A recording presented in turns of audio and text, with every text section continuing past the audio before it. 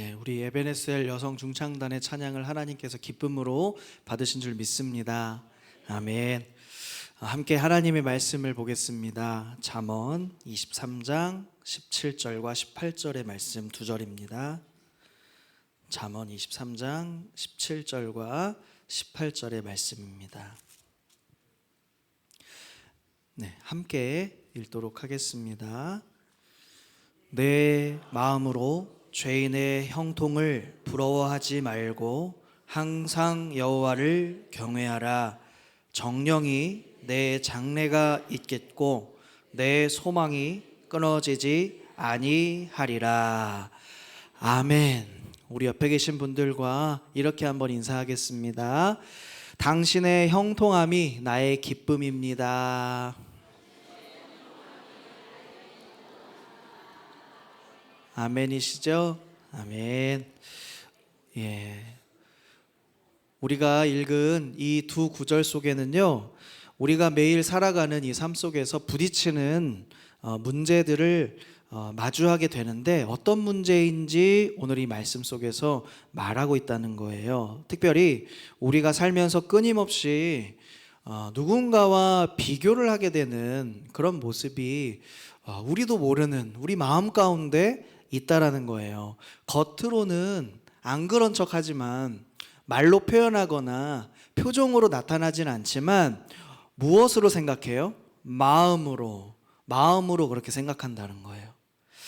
자, 사람의 성공이나 우리가 누군가의 어떠한 여유로운 모습들, 잘 되어가는 모습들을 보면서 격려하고 이렇게 칭찬하고 감사하면서 함께 기뻐할 수 있어야 되는데 마음이 좀 흔들릴 때가 있습니다. 어려울 때가 있어요.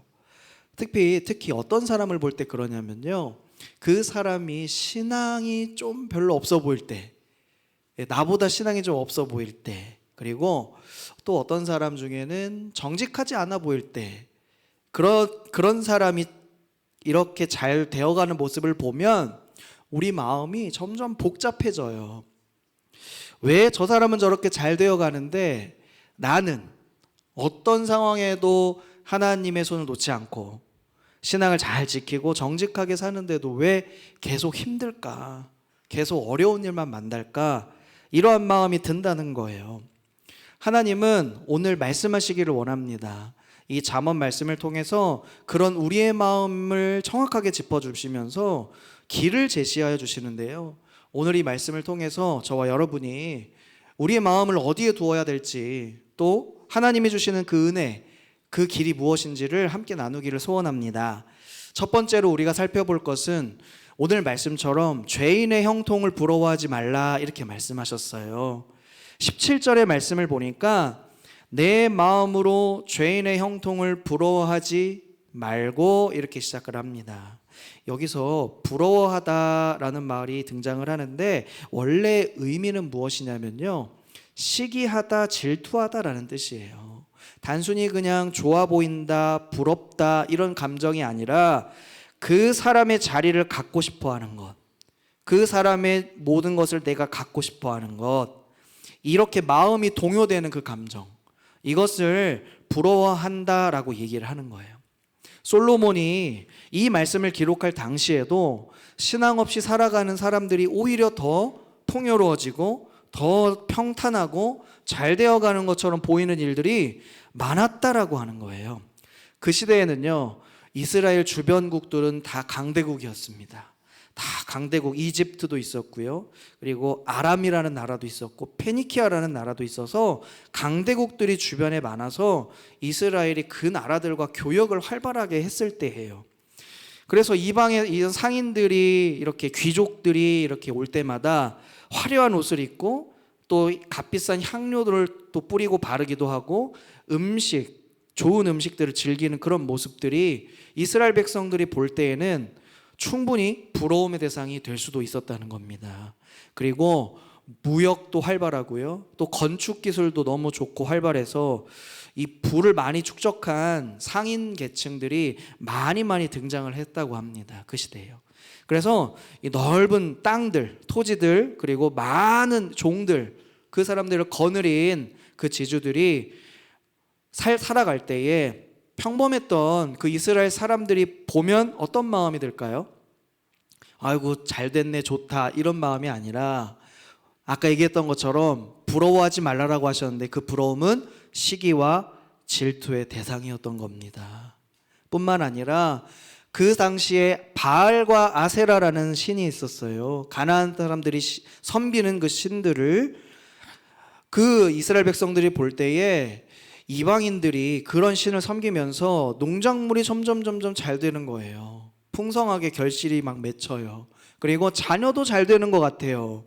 또 건강해져 보이는 것 같아요. 그런 모습들이 이스라엘 백성들의 눈에는 어떻게 보였을까요? 시험거리가 되었던 겁니다. 시험거리. 그래서 이 시편에 보면은 비슷한 상황이 등장해요. 73편의 3절에 보면 이러한 비슷한 신앙인들의 갈등이 등장합니다. 같이 한번 읽어보겠습니다. 이는 내가 악인의 형통함을 보고 오만한 자를 질투하였음이로다. 악인이 형통한 게 지금 이스라엘 백성들의 눈에는 보입니까? 안 보입니까? 보여요. 사실이에요. 실제해요. 그런데 중요한 것은 무엇이냐면 그 형통을 바라보는 마음. 그 형통을 바라보는 그 마음을 주님이 뭐라고 하시는 거예요? 빼앗기지 말라라고 하시는 거예요. 그 마음을 빼앗기지 말아야 하는데 참으로 어렵습니다. 오늘 본문은 우리에게 눈으로 보지 말라 이렇게 얘기하시지 않았어요. 마음으로 부러워하지 말라라고 얘기를 했습니다. 왜 그렇게 얘기했을까요? 우리가 눈으로 보이는 건 어쩔 수 없어요. 보이니까요. 우리가 평생 눈을 막고 살아갈 수는 없잖아요. 보입니다. 그건 어쩔 수밖에 없어요. 보일 수밖에 없어요. 그런데 이 보이는 것에 무엇을 내어주는 것? 내 마음. 내 마음을 내어주는 것은 우리가 택할 수 있다는 거예요. 잠언 4장 23절은 그래서 우리에게 이렇게 말씀합니다. 이 말씀도 같이 읽겠습니다. 무릇 지킬 만한 것보다 더욱 내 마음을 지키라. 생명의 근원이 이에서 남이니라. 아멘. 이 잠언 저자 솔로몬도 어떻게 얘기하냐면 네 마음을 지키라. 네 마음을 지키라 이렇게 얘기합니다. 오늘 저와 여러분이 이러한 질문을 가지셔야 됩니다. 오늘 우리의 마음은 지금 어디를 향하고 있는가? 눈으로 무언가를 보면서 내 마음은 지금 무엇을 향하여 가고 있는가? 그리고 어떤 이의 삶을 보면서 시험이 들고 어떤 이의 삶을 보면서 부정적인 이런 감정들을 동요가 일어나고 있지는 않습니까? 오늘 하나님은 답을 내리십니다. 두 번째 중요한 것은 이것이에요. 항상 여호와를 경외하라. 한번 읽어볼까요? 항상 여호와를 경외하라. 우리의 마음을 그렇다면 이제 어디에 두어야 할까라는 거죠. 17절의 후반부는 분명히 이렇게 얘기합니다. 항상 여호와를 경외하라 라고 이야기를 해요. 부러워하는 이 마음을 단순히 억누르고 살아라 라는 마음이 얘기가 아닙니다. 그 마음의 자리를 무엇으로 채우라? 여호와를 경외함으로 채우라 라는 거예요. 악인이 형통함을 보면서 마음이 어려울 때 그럴 때만 하나님을 찾는 건 아닙니다. 또 모든 순간에 모든 형편 속에 변함없이 누구를 경외하라? 하나님을 경외하라. 하나님을 바라보라는 거예요. 경외함이란 하나님을 두려워서 피하는 것이 아닙니다. 하나님 앞에서 살아가는 태도, 이게 바로 하나님을 경외하는 모습입니다. 그래서 우리가 그 마음으로 살아갑니다. 형통해 보이는 그런 사람을 바라볼 때 우리가 놓치기 쉬운 그것은 이것이죠. 그 형통함이 얼마나 오래 갈 것인지, 그 끝이, 그 사람의 형통, 그 악인의 형통이 그 끝이 어디로 향하는지, 이것을 우리에게 던져보고 생각해야 되는 거예요.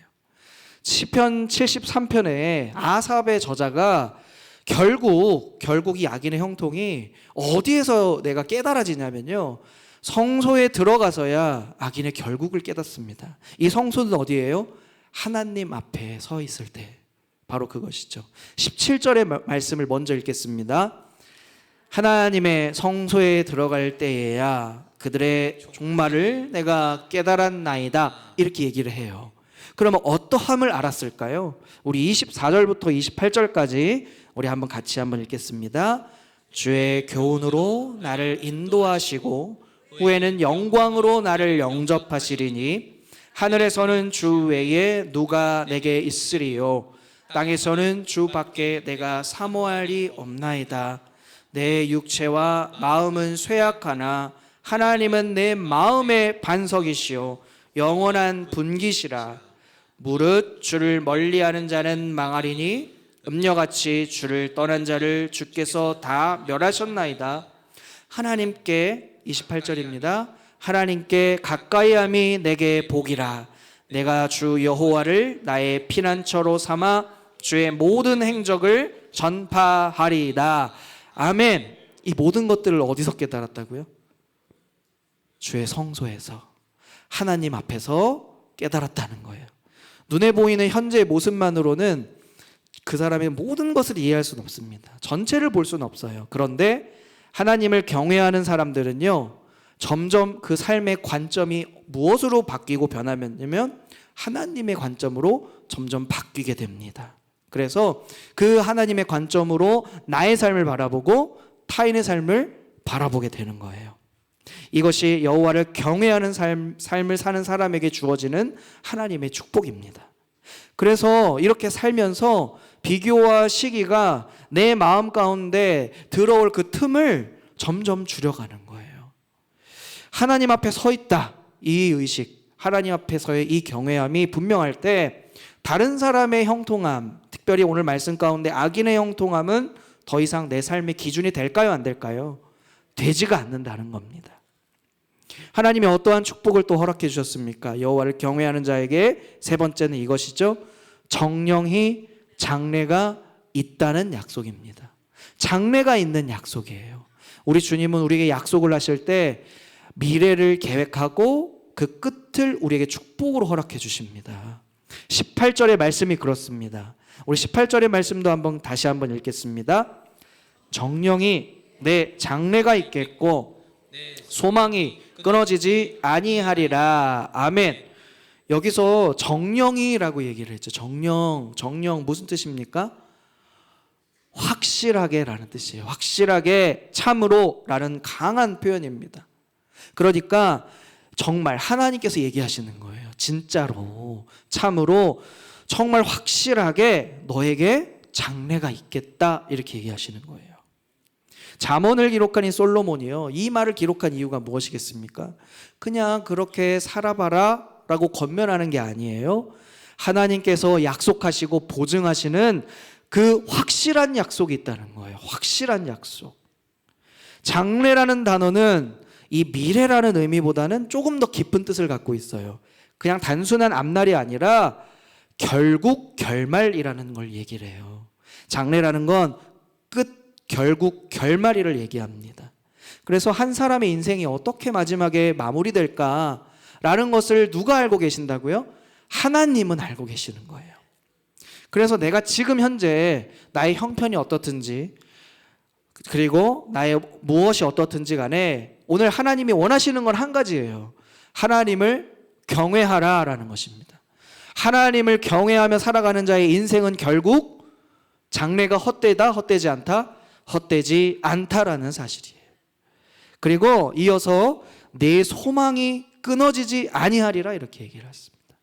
여호와를 경외하는 자의 소망이 끊어진다, 끊어지지 않는다? 끊어지지 않는다는 거예요. 왜냐하면 이 소망은요, 환경에 따라, 형편과 우리의 마음에 따라 흔들리는 것이 아니라 하나님의 신실한, 하나님의 이 확실한 약속에 근거한 소망이기 때문에 그렇습니다. 우리가 요셉의 인생을 한번 들여다보겠습니다. 요셉.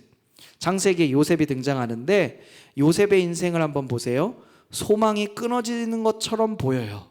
계속 요셉의 인생은 위태롭고 위기고 항상 어려움이 찾아오는 그 인생이었습니다. 형들에게 팔려서 노예가 됐고요. 가족들에게 버림받은 거예요. 그래서 먼 나라로 노예가 됐고 보디발의 아내에게 억울한 일을 당했죠. 무고를 당했어요. 그래서 어디에 갇혔어요? 감옥에 갇혔습니다. 그런데 감옥에 함께 있던 죄수들이 있었는데 술 맡은 관원을 만나게 돼요. 그 술 맡은 관원장을 이 요셉이 해몽을 해서 도와줍니다. 도와주는데 요셉을 기억할까요? 못할까요? 잊어버렸습니다. 인간적으로 보면 요셉은 소망이 몇 번이나 끊겼어요? 예, 제가 이렇게 해놨죠. 3번. 여기서 숫자로만 보면 3번인데 얼마나 더 많은 어려움을 당했겠습니까? 크게 이렇게 3가지의 소망이 끊어졌습니다. 그런데 그 모든 과정에서 하나님은 한 번도 요셉을 포기하지 않으셨습니다. 39장 2절과 21절과 23절에 보면 이 3절의 말씀만 보면 하나님은 이렇게 말씀하시는데 여호와께서 요셉과 함께 하셨다. 아멘이십니까? 하나님은 요셉과 함께 하셨다. 이 말씀이 반복되어 나타납니다. 결국 요셉이 이집트의 총리가 되어서 형들에게 이렇게 고백합니다. 창세기 45장 5절에 보면 당신들이 나를 이리로 판 것을 슬퍼하지 마소서. 오히려 형들을 위로해요. 그리고 하나님의 생명을 구원하시려고 당신들보다 나를 먼저 보내셨다. 이렇게 희망과 소망을 선포하고 있어요. 요셉은 자신이 이 당한 그 고난이 다른 누군가의 혹은 내 어려워하고 흔들리는 그 마음이 있었던 것이 아니라 하나님의 신실하신 그 약속, 하나님의 그 신실하신 손 안에 자신의 인생이 있었음을 알게 된 거예요. 소망이 끊어진 것처럼 보이는 그 모든 시간이 사실은 하나님께서 더 큰 미래, 더 큰 장래, 더 큰 끝을 준비하는 그런 시간이셨다는 거예요. 우리가 지금 당장에는요, 손에 쥔 것이 좀 없어 보이고 그리고 다른 사람보다 좀 많이 부족해 보일지라도 하나님을 경외하는 사람, 요셉과 같은 하나님을 경외하는 사람의 인생에는 하나님이 정령이 참으로 확실하게 좋은 장래, 그 끝이 예비되어 있다는 사실을 믿으시기 바랍니다. 4번째는 우리가 발견할 것은 바로 이것이에요. 예수님 안에서 소망을 발견하시길 바랍니다. 오늘 본문이 약속하는 이 장래 그리고 끊어지지 아니하는 이 소망은요, 바로 예수님을 얘기하고 싶어서 그래요. 예수 그리스도를 통해서 분명하게 성취됩니다. 베드로전서 1장 3절의 말씀을 보면 우리 한번 같이 읽겠습니다. 우리 주 예수 그리스도의 아버지 하나님을 찬송하리로다. 그의 많으신 긍휼대로 예수 그리스도를 죽은 자 가운데서 부활하게 하심으로 말미암아 우리를 거듭나게 하사 산 소망이 있게 하시며. 아멘. 우리가 하나님을 늘 바라보고 싶은데요, 세상을 바라볼 때 있어요. 세상을 바라보면서 마음이 계속 흔들립니다. 그럴 때 주님이 뭐라고 말씀하시냐면 십자가를 바라봐라 이렇게 얘기하십니다. 예수님은 이 땅에 오실 때 하나님의 아들로서 누구보다도 부요하고 누구보다도 충만한, 남들이 부러워할 만한 모든 것을 가지고 이 땅 위에서 살아가실 수 있는 분이세요. 그런데 어떤 가정으로 오셨죠? 평범한 가정에 오셨어요. 아니, 어떻게 보면 가난한 가정 같아요. 부족한 가정 같아요. 그래서 어떤 사람들은 예수님을 보면서 이렇게 얘기했었죠. 저 사람 목수의 아들 아니냐, 이렇게 비난한 적이 있어요. 목수의 아들, 평범한 아들, 그리고 부족한 사람의 아들 아니냐라고 말하면서 사람들은 세상의 기준으로 누구를 봤습니까? 예수님을 봤어요. 예화를 하나 가져왔는데요, 어떤 부유한 마을에 화려한 저택을 짓고 사는 사람이 있었습니다. 한번 그림을 보여주시면, 이런 그림이 있는데요, 그 집은 너무 좋아 보이죠? 집도 크고 또 차도 있어요. 그 집은 동네 사람들의 부러움을 많이 받았습니다. 그래서 사람들은 이 집을 지날 때마다 나도 저렇게 살고 싶다, 나도 저렇게 큰 집과 좋은 차를 타고 다니면서 정말 잘 살고 싶다 라며 자신의 형편을 볼 때 초라하게 느낀 거예요. 저런 사람은 저렇게 사는데, 그런데 사실을 알고 들여다보니까, 사실을 보니까 저 저택은, 큰 집은 은행에서 다 빌려가지고 지은 집이고, 그 사람은 지금 머리를 쥐어뜯고 있죠. 뭐를 보면서? 매달 빚을 갚느라 잠도 못 자고 늘 불안해하면서 초조해하면서 살아가고 있다는 사실이 알려지게 된 거예요. 우리가 이렇게 겉으로만 보이면 화려함과 그렇게 좋아 보이는 것들이 있지만 사실 그 속을 들여다보면 실상은 화려함과는 조금 다른 모습이죠. 우리가 부러워하는 것, 어떤 것이 있습니까? 우리가 부러워하는 그 형통이라는 것은요, 그 실제로 들어가 보면 그렇지 않는 경우도 참 많아요. 우리는 눈에 보이는 것을 우리 마음을 빼앗기기 전에 우리는 이 말씀을 붙들고 그 너머에 계시는 우리에게 장래를 허락해 주시는 그 하나님의 뜻을 볼 수 있으시기를 축복합니다. 어떤 사람이요, 두 사람이 산을 오르고 있었어요. 그런데 한 사람은요, 계속 어디를 막 보면서 인상을 막 찡그리고 있어요. 남자의 얼굴이거든요. 그런데 이 남자가 생각하는 것이 무엇이냐면, 아우, 내 짐은 왜 이렇게 무거워? 그리고 나는 왜 이렇게 천천히 가고 너무 힘들다. 이렇게 생각을 하면서 지금 올라오고 있는 그 여자를 바라보면서 무게를 비교하는 거예요. 저 사람은 가벼워 보이네. 아유, 속도도 빠르네. 근데 난 왜 이렇게 힘들지? 라고 생각하면서 걷습니다. 그렇게 걷다 보면 발걸음이 점점 가벼워질까요? 무거워질까요? 무거워질 것 같아요. 마음도 어떻게 될까요? 가벼워질까요? 무거워질까요? 무거워져요. 그런데 저 올라오는 여자의 표정을 한번 보세요. 예, 그 여인이 즐거워하는 표정 속에 그 마음에 뭐가 있어요? 아, 정상에 가면 가족들 만날 수 있어. 정상에 가면 꿈에 그리던 곳을 내가 목표로 성취할 수 있어. 이것을 품고 한 걸음 한 걸음 한 걸음 올라가기 시작합니다. 이렇게 볼 때에 두 사람은요, 지금 같은 길을 걷고 있지만 마음을 어디 두는가에 따라 그 길을 걷는 마음의 무게가 같을까요? 다를까요? 다른 거예요. 우리의 신앙의 여정도 저는 이와 같다고 생각합니다.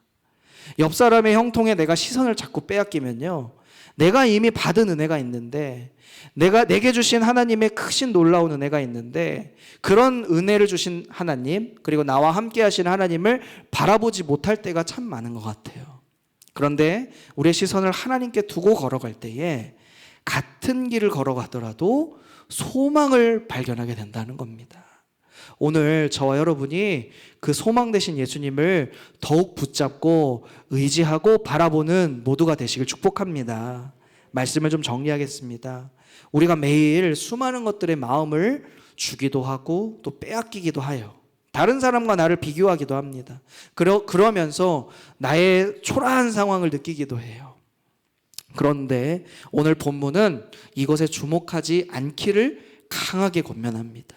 아무리 그럴듯해 보여도, 아무리 좋아 보여도 결국은 이 모든 것들은 사라지기 때문이에요.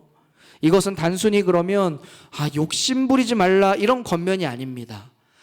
우리가 진짜 무엇을 붙들어야 하는지를 보여주는 말씀이에요.